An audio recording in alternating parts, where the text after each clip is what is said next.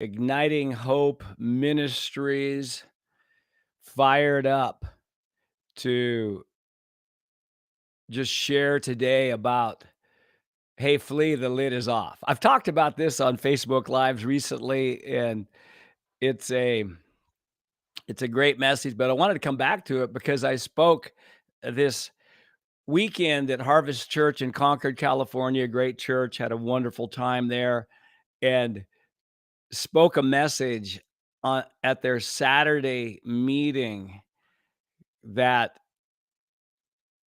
sometimes when you share and you preach and you just more revelation, you get more insight. Well, that's what happened. Just to, just for the sake of helping you understand this, because the book live this you knew we're getting our weekly or 3 times a week or so video encouragements on YouTube. We're fired up about that. And so let me just give you the background. And some of you have heard this story, this experiment, but there was an experiment where they put fleas in a glass container and there was no lid. And so they just jumped out, and then they put a lid on it. They put a lid on it. Fleas would jump, bump their heads, and it hurt. It hurt. I'm sure it did. And so what the fleas learned to do is they learned to just jump to just barely below the lid, because that's what they believed was their potential, how to live without having pain, etc. By the way, it's great to see you on the chat. People, good morning. Good morning. Good morning from Reading. It's good evening in other places. And so then they take the lid off. They take the lid off. And after the lid is off, the fleas still only jump just below where the lid used to be. Hey, Flea, the lid is off. It's similar to the story of the baby elephant, where they put the baby elephant and they drive a stake in the ground, and then they put a rope on the stake and a rope around the baby elephant. The baby elephant tries to get free, but can't get free. Can't get free. And so the elephant quits trying. And then as the elephant grows and grows and gets bigger and bigger, they still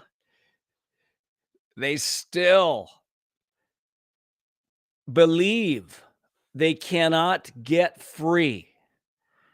But they're powerful. All they would have to do is just lift their leg and they could walk away. The problem is not in the circumstance. The problem is what they believe. It's the same way.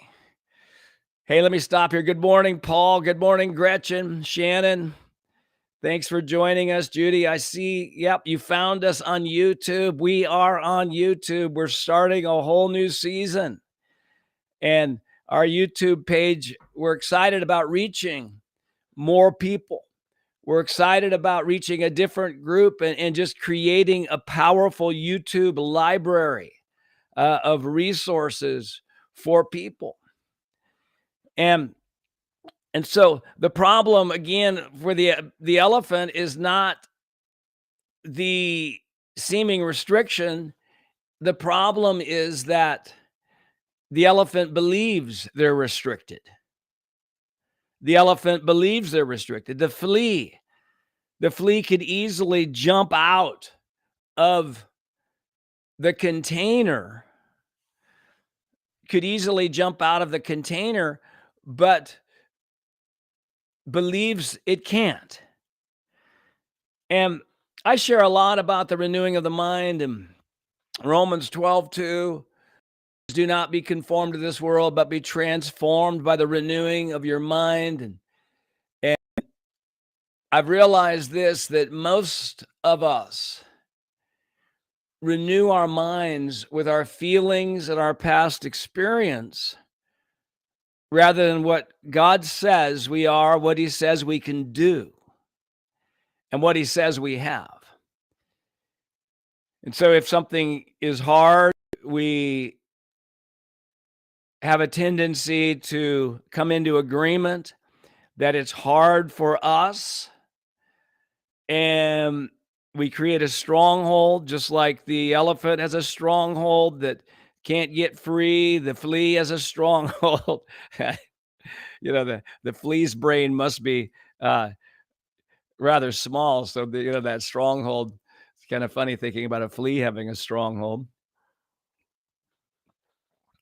but it's strongholds are created, negative strongholds and positive, but let's talk about negative strongholds. Strongholds of limitation are created by coming into agreement, which is what mind renewal is. We agree, we, in a sense, give our amen to our feelings and our experience, and we develop beliefs, and then those beliefs become strongholds. Those beliefs become strongholds. And 2 Corinthians 10:4 and 5, it says, the weapons of our warfare, are not carnal, but they're mighty in God. They're mighty in God to the pulling down of strongholds. This says we demolish arguments and every high thing that exalts itself against the knowledge of God, taking every thought captive to the obedience of Christ. Now, the whole thing about that most quoted spiritual warfare passage in the Bible, again, it's not talking about regional demonic principalities, which I'm not saying there's never a time to deal with those, but in this passage, it's talking about strongholds in our own thinking. And the only command that's given is to take thoughts captive. And really, what it's saying there is take responsibility for your thinking. We've got a plaque in our house, Wendy has, don't believe everything you think. Don't believe everything you think. And recognize that those who just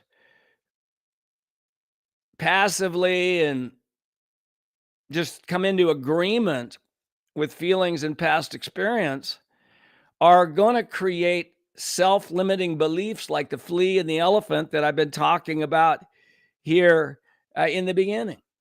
So we question our conclusions. We question when we think something is hard. Out of the abundance of the heart, the Bible says the mouth speaks. So I'm listening to me.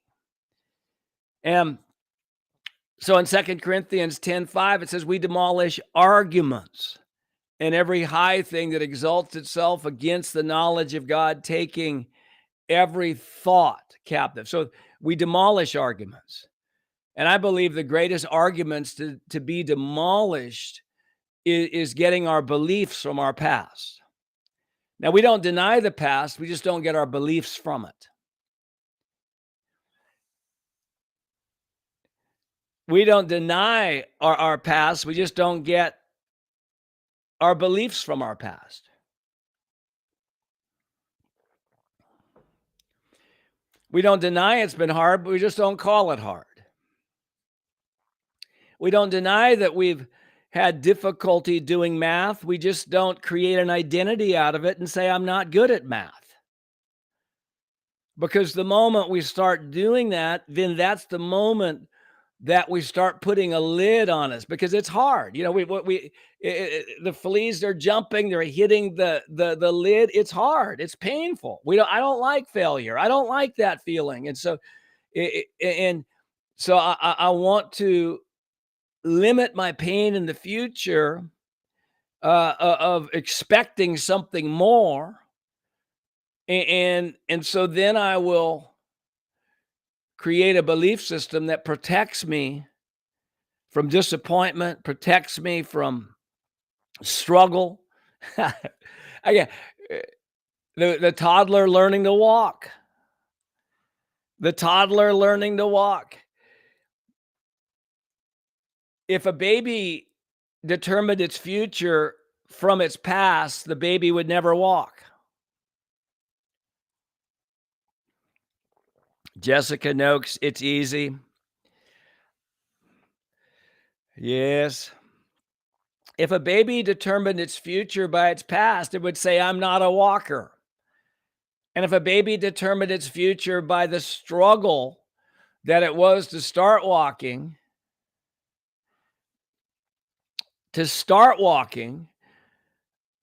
and they would conclude they're not a walker. They'd say, if I was a walker, it wouldn't be so difficult. I wouldn't be struggling so much. It wouldn't be so hard. I wouldn't be falling down.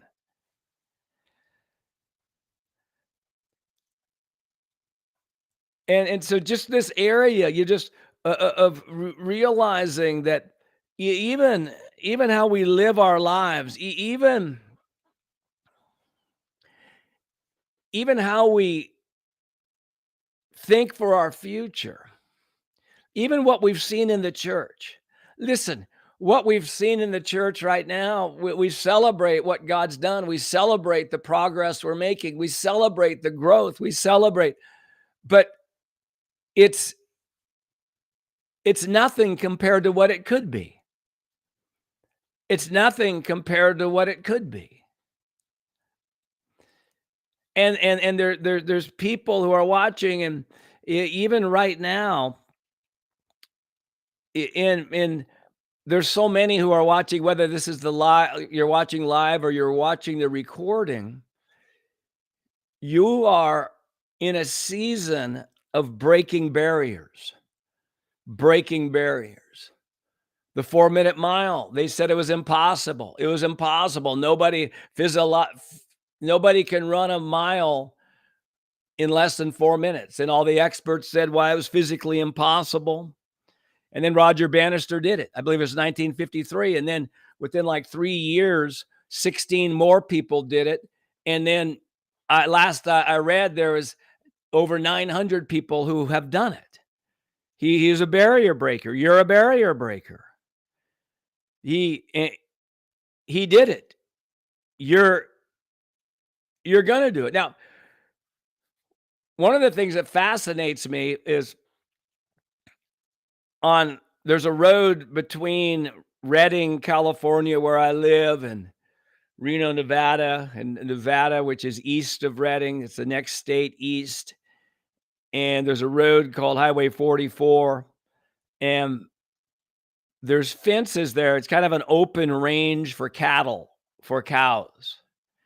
And there's fences that try to keep the cattle in one area and not get in another. Now, what they have done in order when there's a road, so the cows can't just walk on the road and then go on the other side of the fence, they've created these what they call cattle grids where there's steel coming across gaps in between, and if cattle tried to get through, they would get stuck or get hurt or whatever. Now, here's what's interesting.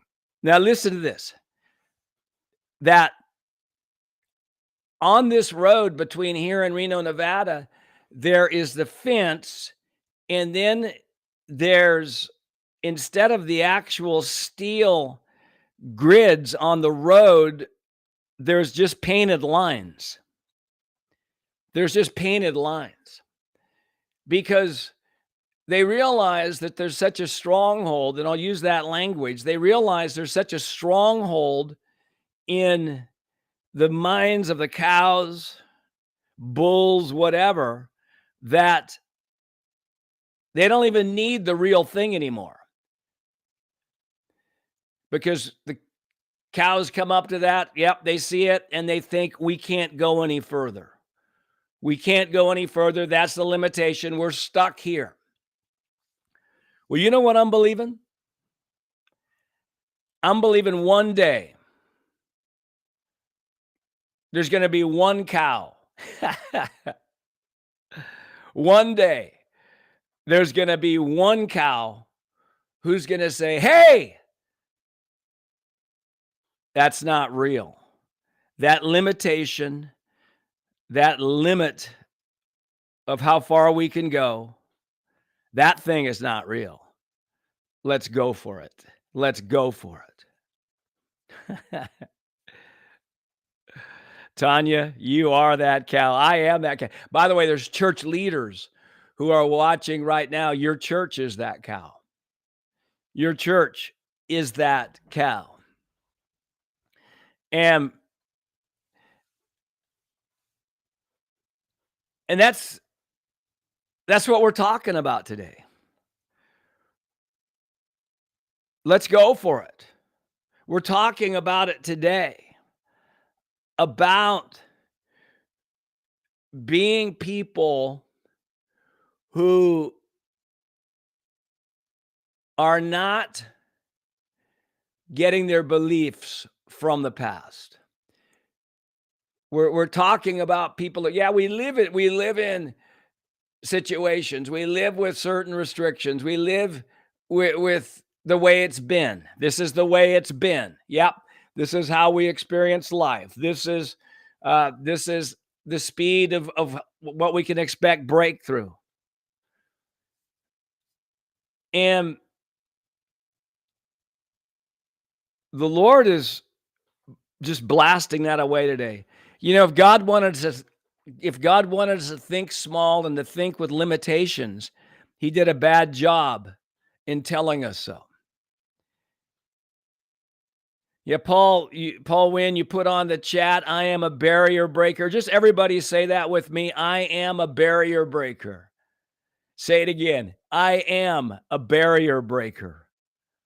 Say it again. I am a barrier breaker. If God wanted us to think small and with limitations, he did a bad job. Paul said in Philippians 4:13, I can do all things. I can be whatever's needed. I can do it all. I'll thrive no matter what happens.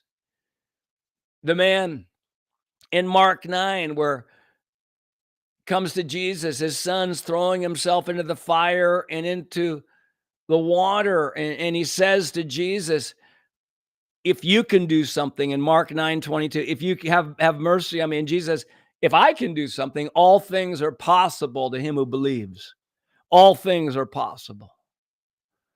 All things. And then the man says, Lord, I believe, help my unbelief. I get it, but help me on this belief journey. Help me not get my beliefs from the past. Help me to be a barrier breaker. Help me to believe at a high level. Yes.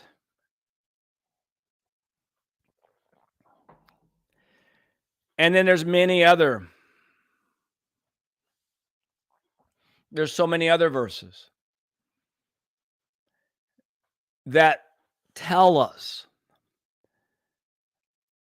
nothing is impossible. Nothing is impossible.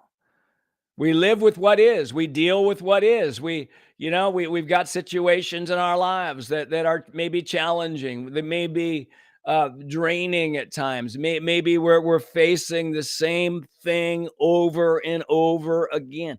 Listen, yeah, we got to deal with it. Yeah, we need wisdom. We say, Lord, what do you want me to do about that in this season?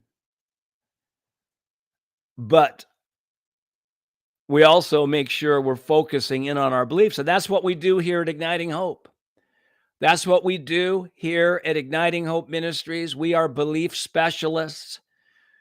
All of our resources ultimately is going to focus in on overcoming believing lies and believing truth, because it's the lie that restricts us.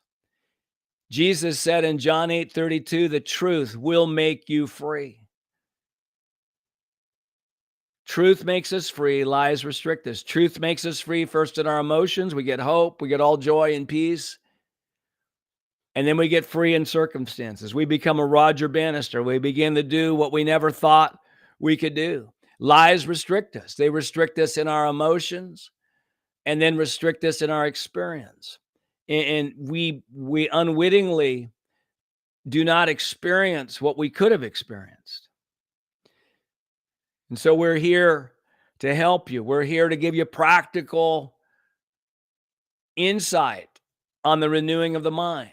Romans 12:2, do not be conformed to this world, but be transformed by the renewing of your mind. The renewing of the mind isn't by osmosis, but it's intentional.